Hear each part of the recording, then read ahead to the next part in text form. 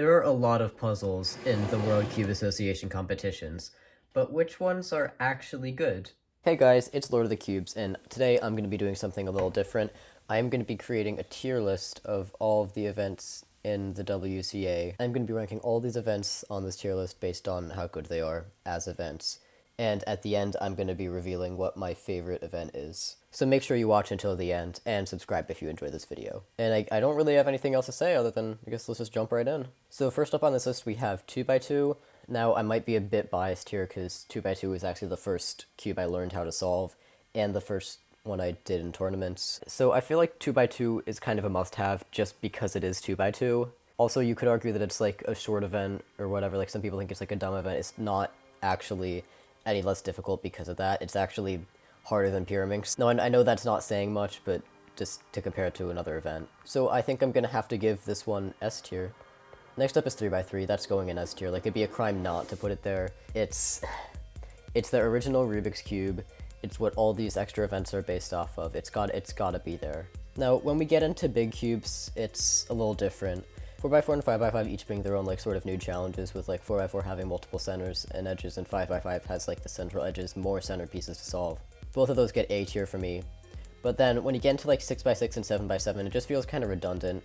No one does those in tournaments. You'll never see like both of these at the same tournament unless it's like a really huge one. And it's just like tedious and redundant to solve as well. And like no one wants to scramble for those. It takes ages. So I'm gonna give 6x6 C, 7x7 D. Now, Megaminx is kind of another must-have. It's like the official Rubik's dodecahedron or whatever, but solving it is really just like 3x3 F2L over and over and over, and then you have the last layer, which is like 3x3 but with a pentagon instead of a square. Like, it doesn't bring too much of a new challenge. And scrambling for this is a total pain, kind of like these two. I think this is going in C tier for me. So, Pyraminx, the tips suck. Like, I don't mind this being an event. It's at least like, you'll see it a lot because you can do it in a timely manner, but it's just a super easy solve. It goes by really fast. It's actually the easiest event in the WCA, so I think I'm gonna have to give this a B tier. Next up is Cube. It's the newest addition to the WCA, and people really like it. It's a very common type of puzzle to have, and there are a lot of like shape mods of it and stuff. This is another one that I feel like is like a must-have, and it's sort of like Pyraminx, but it's more algorithmic, and it doesn't have those stupid annoying tips. I'm actually gonna have to put this one in S tier. Like, I'm not that good at this, but as an event, it's really good. Okay, it's time to talk about the elephant in the room. So, I think square one is a really weird puzzle. And it is. Like, the way you turn it, like, sort of like in half, like, one way, and then it's like split down the middle at a really weird angle. It's not even actually a cube, it's like a little bit taller than it should be because of that, like, slice move. Then you've got these, like, the bandaged corners. It's just super annoying. And, like, the bandaged corners limit what you can do so much. And besides, it is actually really hard to solve, and the notation scares me. I don't know how to solve it. I've solved one a few times with, like, algorithm sheets, but, like, no one's gonna memorize all that. But the people who do memorize it look really cool doing it. They can be really fast at it, so you can still, like, have this event in a timely manner. It's still, like, spectator friendly, you know? All in all, I think square one's gonna get a B tier from me. This event would be completely dead if it wasn't already in WCA, but the fact is, it is in WCA, so yeah. Alright, time for the blind events. 3x3 blinds. Now this is another one that takes a longer time to learn.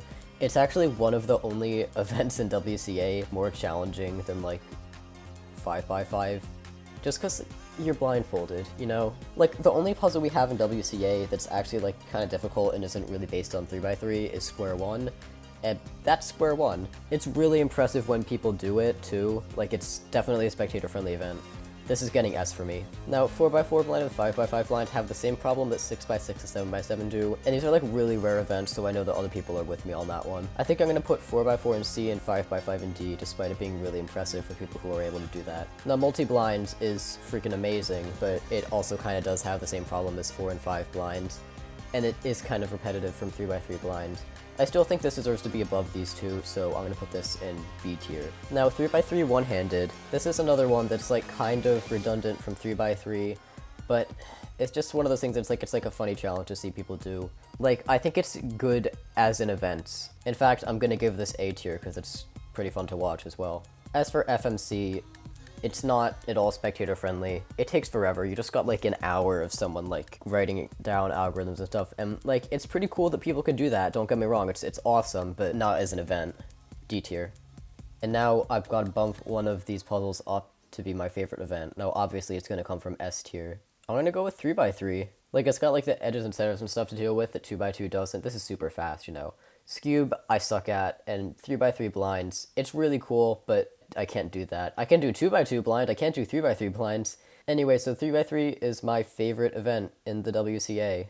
At the time of this upload, I will actually be hosting a live community tier list thing, which you can join with the link in the description below and submit your ranking, and we'll see what the community thinks in my next video. Well, thanks for watching. Like if you agree, comment what you would change if you disagree with this tier list, and on that note, this is Lord of the Cubes, signing off.